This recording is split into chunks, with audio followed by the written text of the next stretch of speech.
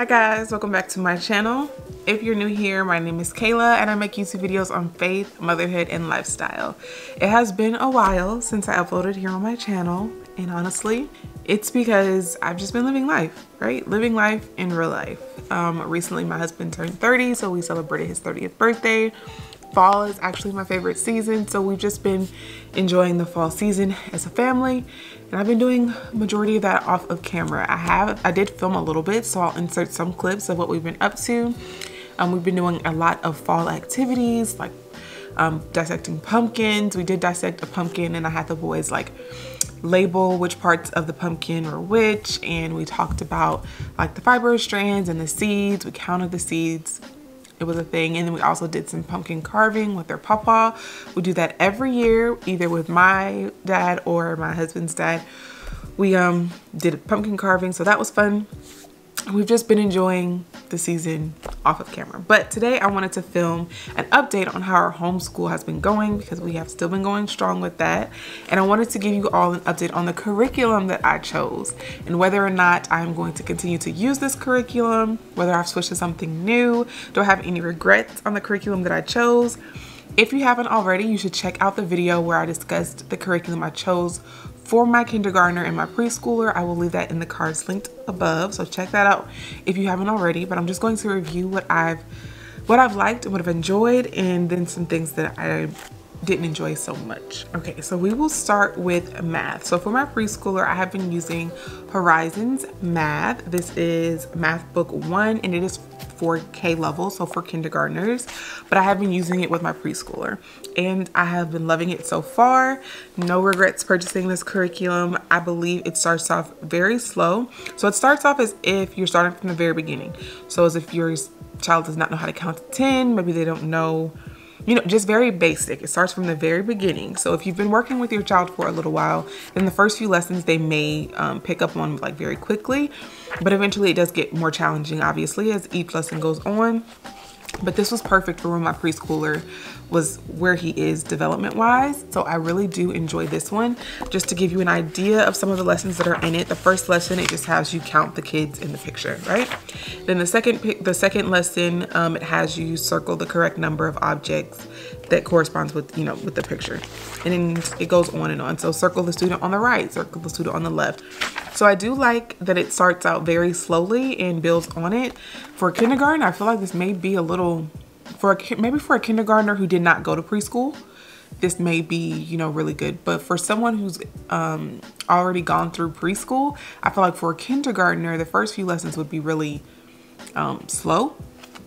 It would be like a review for them.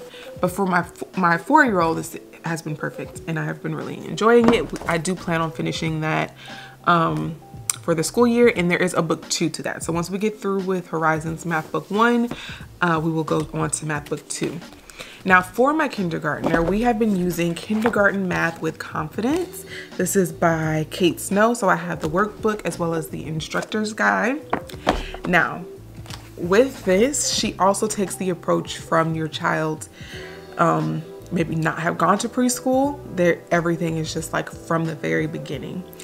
And I have been homeschooling my boys since officially we started this year, but I have been teaching my boys here at home since they were 2.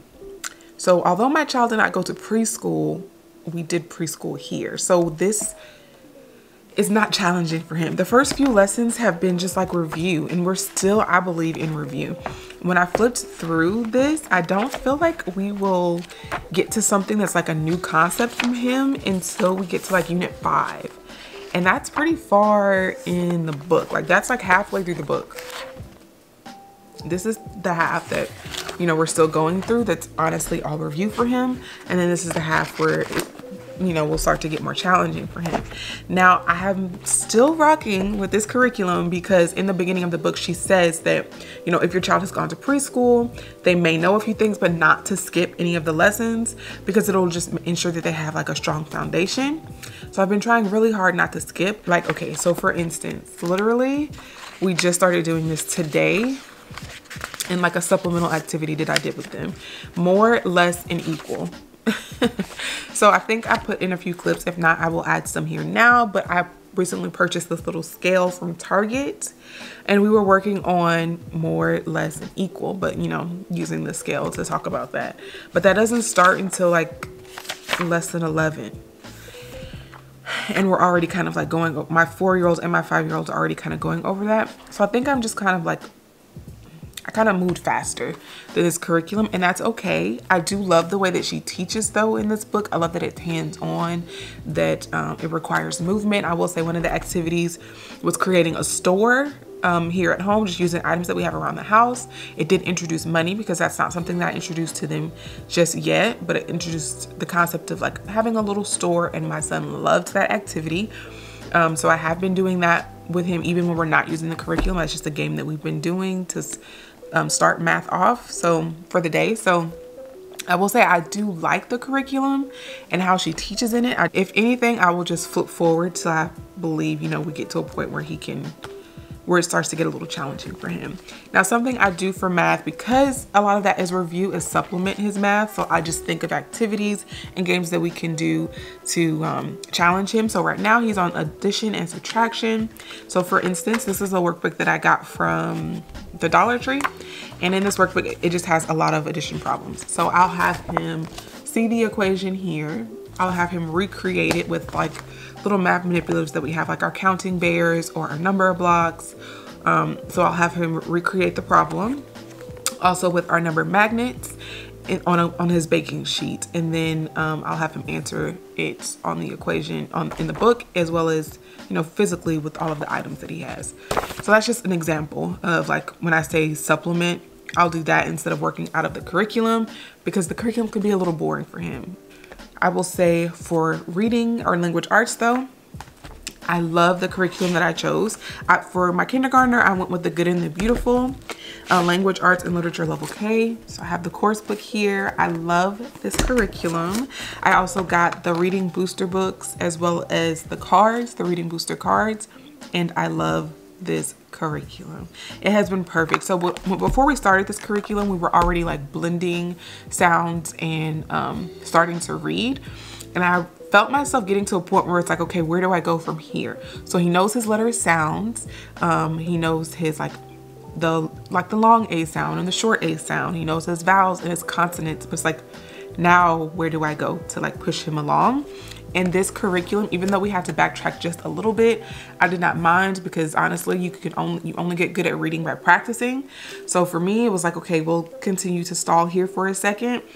And we did for a very short period of time where I felt like we were stalling.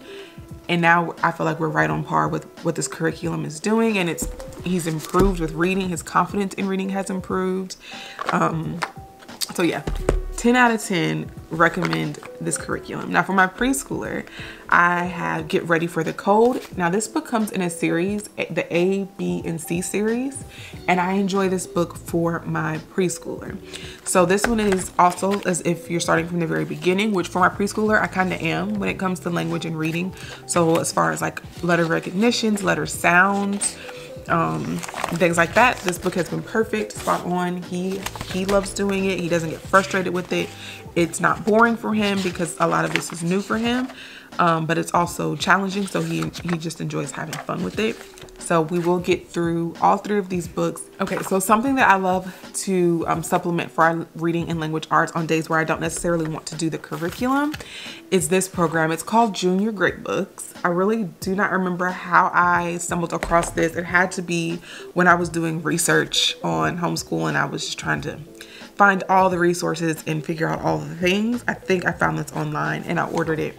But it has a few short stories in here, and what it does is it encourages your children to listen, wonder, share, and talk about what you're reading. Now I believe this is for teachers who will be in like classroom settings, but I'm using it in my homeschool space and it has worked just fine for us. So it gives instructions on the beginning for you to, you know, explain to your classroom or to your child. So we are going to wonder. We're going to use our minds and wonder about things that make us curious and about things that make us confused. You will have lots of ideas about what you read and we will share those ideas. We were going to listen to what our friends say when they share their ideas, and we're going to wonder about the story together. So it just kind of explains to them what they're going to be doing. So then you read the story to them, and at the end of every story, there are questions that can be asked to your students or to your homeschool kids. So the first question is, what did you wonder about in this story? And then the second one, draw the other crocodiles trying to stand on their heads and hang from their tails. So we read the story, which is about crocodiles, and now it wants the kids to draw a picture of what they read, right? So now they're having to remember or recall what it is that they read and then represent it in their own way. And then, what is Cornelius thinking when he walks proudly back to the river bench? Now, it doesn't, in the story, it doesn't tell us what he's thinking, but they want the children to infer. Like, what can you take away from this, and what do you think he was thinking as he was walking back, you know, obviously using what we read. And I love the fact that it works really well for my kids and where they are, because a lot of it is drawing pictures and not necessarily like writing sentences. And if it is a question that needs to be like, you know, in sentence form, I just have them do it verbally. But I really love this, and I've seen them like, I've seen like the critical thinker, you know, I've seen that light bulb come on in their head, especially my kindergartner, as we go over these questions. So there's about 3 stories in each book, and I have a few of these over there, but I love using these. These are hard. This is hard for them to do, right? This is challenging for them to do. So when we do these, I don't do our curriculum because it takes a lot out of them to do this. So when we do this, we just do this, and I'll save the curriculum for another day. Other ways that I supplement for math, we have a stamp kit. I believe I showed this in one of my other videos as well. So this kit comes with an activity pad. But they love the stamps, guys. They could stamp anything and they would be so happy to do it because they just love using the little ink pads. So I've started creating like little worksheets for them. So for my preschooler, this was a worksheet that I created. We're just going over our numbers 1 through 10. I made this in Procreate. I just took some images from Google and made a worksheet. I had them count them, and instead of writing the numbers in, I had them stamp them. And then I also did one for my, this is for my kindergartner. This one came out of the activity pad though. I just made a copy of it when we were going over the vowels and the short vowel sound and the long vowel sound. We actually started going over that in our curriculum, but to reinforce that the next day, instead of moving on to the next lesson, I just created a worksheet to reinforce what we had learned the previous day. So when I say like I'm supplementing, that's what I mean. Like sometimes I have to make up or create activities for us to do to really make sure that we're learning and not just moving on to the next thing. That's one of the, you know, amazing things about homeschool. You can move at your own pace. So other things that I've supplemented or created, these name cards. These names. Okay, so my boys go by nicknames, and you probably heard me say their nicknames, LJ and JoJo, on the channel all the time. Everyone calls them that. Like everyone in their family calls them LJ and JoJo. And it wasn't until we started football that I realized they don't respond to their actual name. So the coach was calling LJ by his actual name, and LJ was not responding to him. And I realized it's because he doesn't go by that name. So he doesn't even like recognize when he hears that name that someone is talking to him. So I quickly changed that, and we started reviewing his real name, both my kindergartner and my preschooler. So I created this little document to it has Velcro, and then the letters. And then of course the letters are little apples to go with our apple unit study that we did, but we still use these. So the apples have like Velcros, and you can just stick them on there, and I have, you know, so they can learn how to spell their name. That's also something that I mean by supplement. Now the concept of this name thing I found on Teachers Pay Teachers. But however, on her worksheet, the little person at the bottom was very cute, but that person did not look like my boys. So I just recreated it in Procreate so that the person looks like the people that would be writing their names on this paper. So yeah, I did not come up with this concept on my own. I just redid it so that it would be more, you know, beneficial for me and my family. Another thing that we do as far as like supplementing, and this also goes with like, the name thing, learning how to spell their names. We did this more so at the beginning of our homeschool journey, not so much now, but this is a popsicle stick, and on the popsicle stick I have their little heads here, but each clothespin has a letter, and they spell their names using these letters. Now, we did a lot of activities with clothespins in the beginning because in the beginning we also had trouble with writing or holding a pencil properly. And it wasn't until a subscriber left a very useful comment, I will leave that comment here on the screen, that I realized my boys were struggling not so much with holding the pencil correctly, but with hand strength. So we started working on strengthening their little hands. So we did a lot of math problems. And by math problems, I mean like it could have been an apple tree, and I would have them, it would be like the number 5 on the apple tree, and I would have them put 5 clothespins on that apple tree. And then there would be an apple tree with the number 7 on it, and they would do that. Just something to get them moving their hand muscles here with the clothespins. And that helps tremendously with writing and strengthening our hands. We also did our last name with the letters, so it helps not only with hand strength, but it helped them to recognize their first name and learn how to spell their first and last name. So that's something else that I wanted to share with you all, just in case, because on that video I've been getting a lot of comments recently with moms saying that their kids are also having trouble holding a pencil correctly or just writing in general. Although my boys have definitely improved by leaps and bounds, because they are writing with golf pencils, crayons, color pencils, markers with no complaints. I wanted to share that because that subscriber's comment helped me tremendously. So I wanted to pass that on. Thank you so much if you made it to the end of this video. I feel like this was a very rambly video, but hopefully you found something informative or something that was helpful to you in this video. If you did, don't forget to give this video a thumbs up. Leave a comment down below letting me know that it helped you in some way, and subscribe if you haven't already. And I will see you all in my next video. Bye.